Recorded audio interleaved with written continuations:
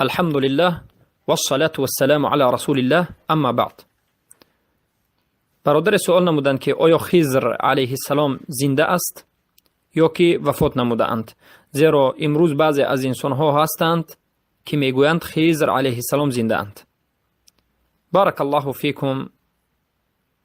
البته خضر علیه السلام نبی از انبیای الله سبحانه و تعالی بودند و در زمان خود وظیفه خود نبوت خود را به پایان رسانیدند. اما امروز در مسئله خضر دو مذهب وجود دارد، مذهب حق و مذهب باطل. مذهب حق مذهب اهل سنت و الجماعت که میگویند خضر علیه السلام وفات کرده اند و البته به این قرآن و سنت و اجماع و عقل دلالت میکند. و مذهب صوفی ها و غلات میگویند که خضر علیه السلام زنده است و بعضی از اونها گویا خضر را میبینند و بعضی از روایت ها دارند که گویا خضر زنده است، که البته این مذهب غلات صوفی ها هست. بارک الله فیکم. اولا میگم هر یک روایتی که برای زنده بودن خضر علیه السلام روایت شده است، ذکر شده است، همه اش باطل است، دروغ است و موضوع است، گذاشته شده است، بافته شده است. زیرا که قرآن و سنت و اجماع امت، اجماع علمای محققین و عقل انسان سالم موحد به این دلالت میکرد که خضر علیه السلام وفات نمودند. بارک الله فیکم. اولا دلیل ما برای این که خضر وفات نموده است، خضر علیه السلام وفات نموده اند، از قرآن است. سوره انبیاء آیت 34 وقتی که نظر میکنید الله سبحانه و تعالی میگوید اعوذ بالله من الشیطان الرجیم و ما جعلنا لبشر من قبلك الخلد افئن مت فهم الخالدون. یعنی ای رسول اکرم صلی الله علیه و ما با وجود این که تو به نهایت قدرت در نزد ما بلند است، با وجود این که ای محمد صلی الله علیه و ما تو را اختیار کرده ایم و برگزیده ایم، با وجود این که تو خلیل است و به الله نزدیکترین بنده سید ولد آدم هستی، ولا فخر، تو اولین کسی هستی که به جنت داخل میشوی، اولین کسی هستی که از قبرت بیرون میشوی. سبحان الله، اولین شافع و اولین مشفع هستی. بعد از این الله میگه با وجود این همه درجه و فضل و مکانت ای محمد صلی الله علیه و تو وفات میکنی. افئن مت فهم الخالدون.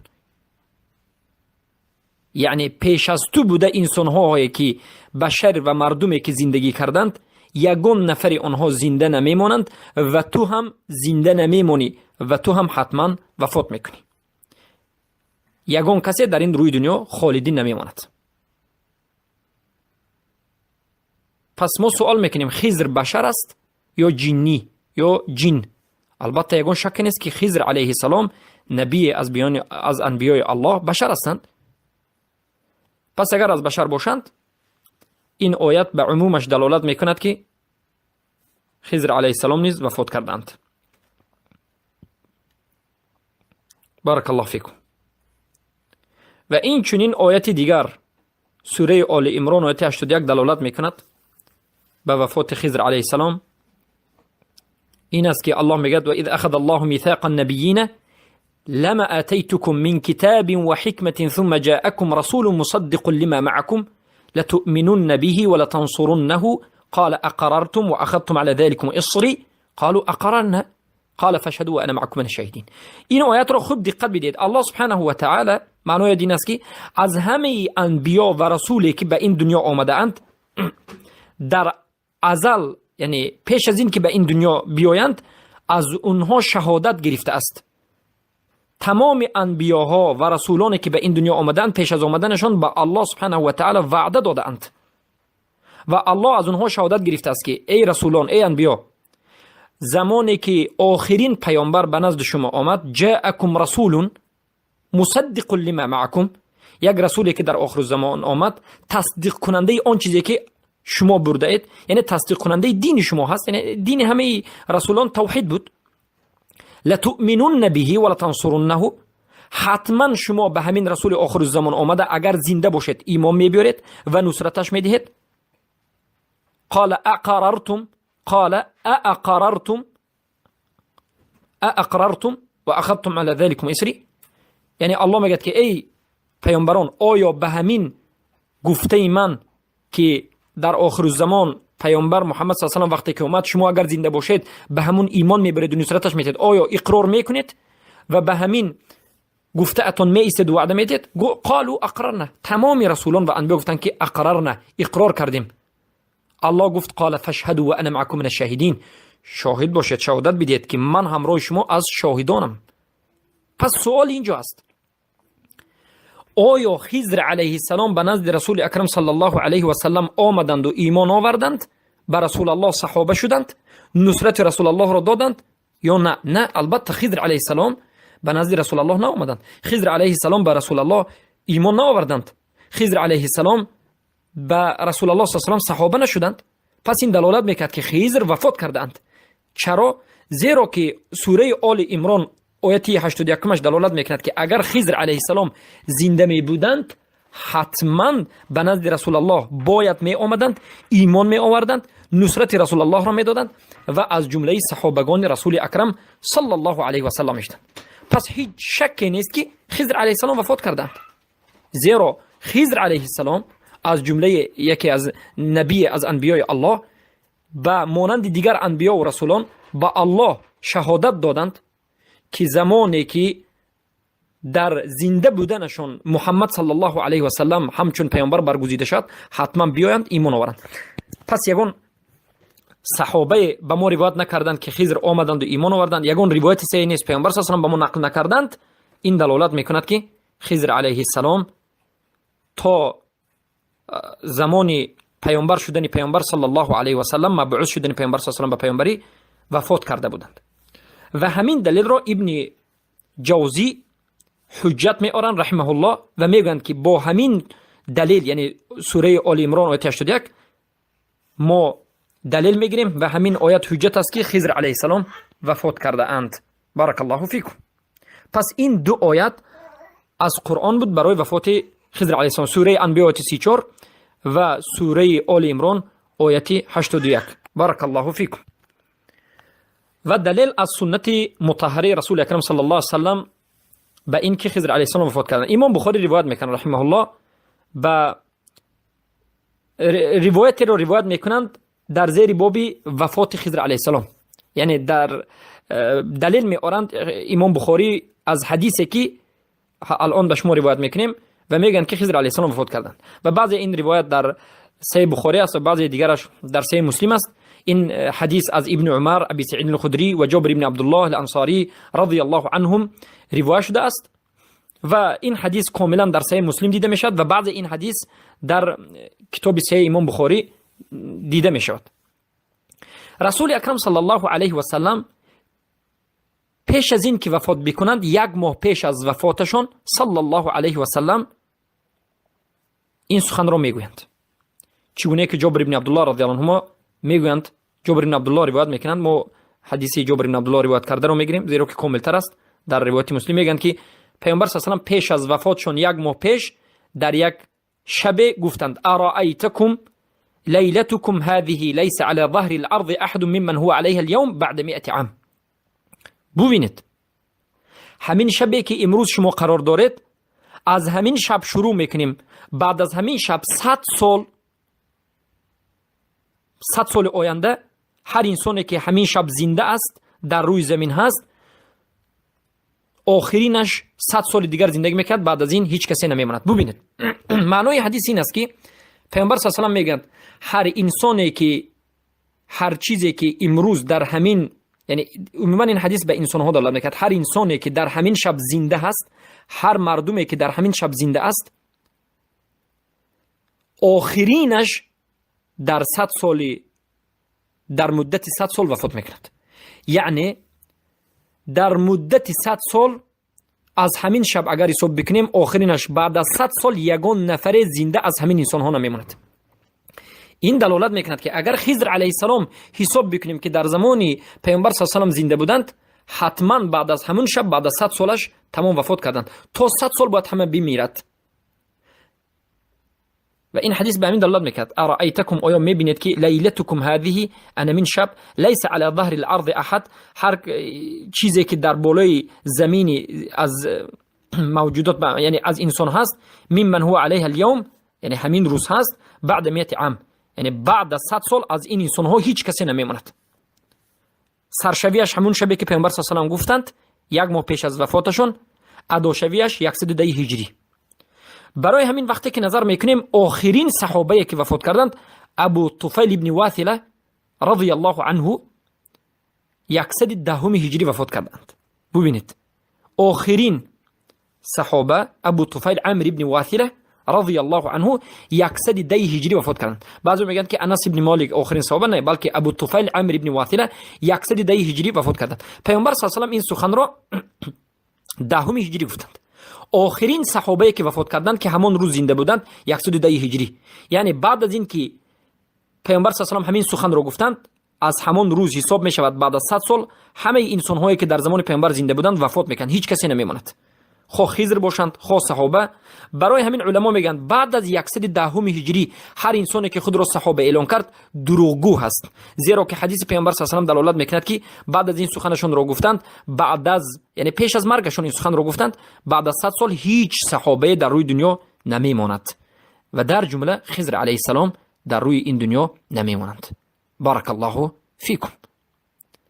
این دلیل بود برای وفات حضرت خضر علیه السلام. دلیل دوم این که در غزوه بدر رسول اکرم صلی الله علیه و سلم زمانی که صحابگانشون را دیدن که در حالتی یعنی کمی هستند، صحابگان کم هستند و مشرکان زیاد هستند، صحابگان 313 نفر بودند، در بعضی روایات 314 نفر، مشرکان 1400 نفر، صحابگان در حالتی که یراق و اسلحه خوب ندارند، صحابگان به خاطر جنگ به بدر نبرآمده بودند. وقتی که جنگ شروع شد پیامبر صلی الله علیه و آله گفتند اللهم نصرك الذي وعدت اللهم ان تهلك هذه العصابه لن تعمد في الارض ابدا. ای الله نصرتی که وعده کردی عطا فرما. ای الله اگر همین عصابه همین یک توده از صحابگان وفات بکنند در روی زمین دیگر پرستیده نمیشوی. این روایت صحیح است. حدیث صحیح است. بارک الله فیکم.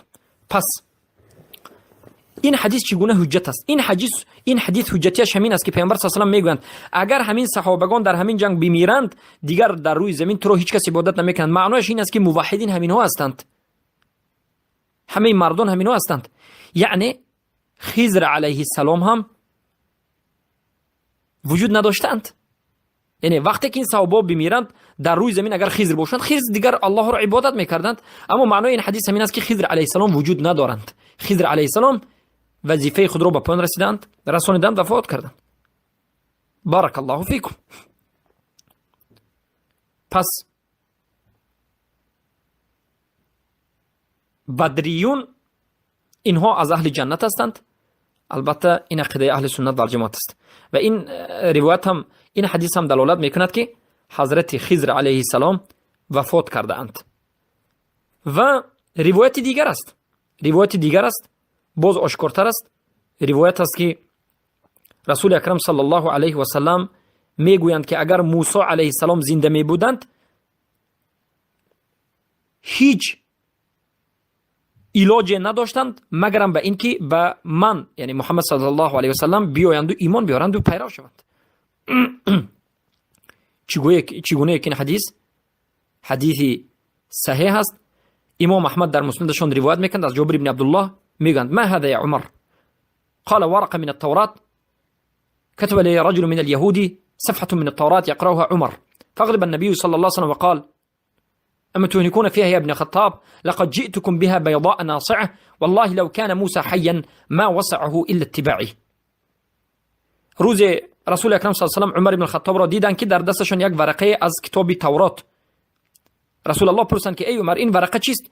عمر گفتند که این یک ورقه یک کاغذ از صفحه از کتاب تورات است که به من یهودی نوشت. رسول اکرم صلی الله علیه و گفتند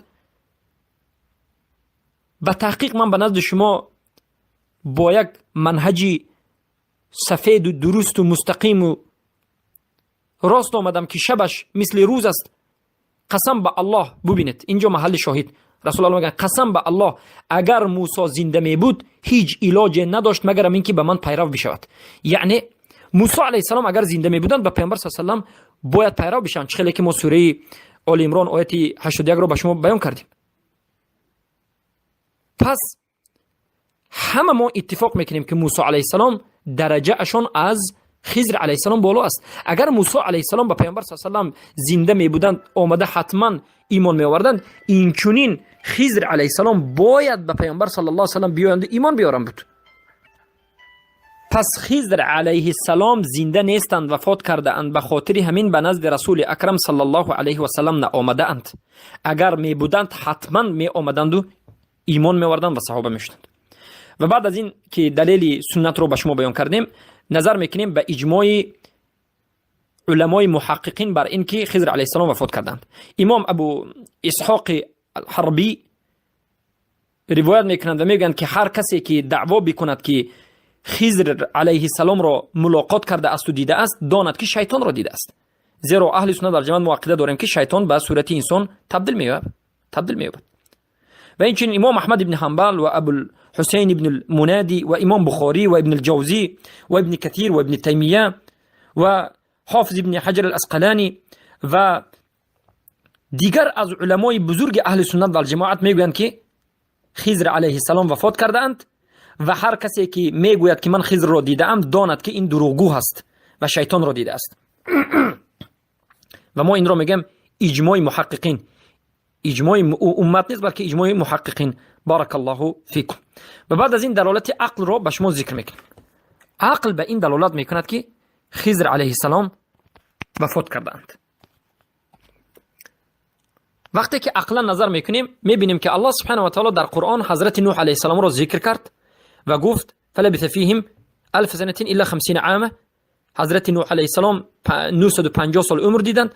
الله همچون اثبات ربوبیتش، اثبات بزرگیش، این عمر نوح علیه السلام را ذکر کرد. اگر خضر علیه السلام را ما ذکر بکنیم، خضر علیه السلام یعنی هزارها سال، 2000 سال گویا زندگی کردند. هیچ روایتی نیست. یعنی الله و رسولش هیچ سخنی درباره طول زندگی و طول حیات و طول عمر خضر علیه السلام صحبت نکردند و این دلالت میکرد عقلا که خضر علیه السلام وفات کردند. بارک الله فیکم. پس برادرانم و خواهران بزرگوارم، ما با این همه به شما ذکر میکنیم که خضر علیه السلام وفات کردند. خضر علیه السلام نبی از انبیاء الله بودند. پس این همه روایت هایی که میبینید یا قصه هایی که از صوفی ها میشنوید که خضر را دیدند و شنیدند یا به یگان حکمت خضر زنده اند، این همه باطل است. یگانه کسی که از انسان ها زنده است و در جنت است عیسی علیه السلام هستند و از جن ها این ابلیس لعنت الله علیه شیطان زنده است به دلیل خاصی که الله سبحانه و تعالی ذکر نموده است. بر رفعه الله علیه به حضرت عیسی گفته است که الله عیسی را به بالا برداشتند، عیسی باز نازل میشند و وفات میکنند و ابلیس تا آخر این دنیا وجود دارد، چرا که الله فرصتش داد. اما دیگر کسی در روی این دنیا زنده نیست، همه میمرد. پس به همین قرآن و سنت و فهم صحابه به شما بیان میکنیم که همه صحابه اعتقاد داشتند که خضر علیه السلام وجود ندارند، یعنی وفات کردند. پس با همین صحبت رو به پایان میرسانیم. ان شاء الله ما در حلقه های صوفی شناسی همچون یعنی بیان عقیده صوفی خضر رو در مسئله خضر بینوات با تفصیلات با کاملتر در چندین حلقه صحبت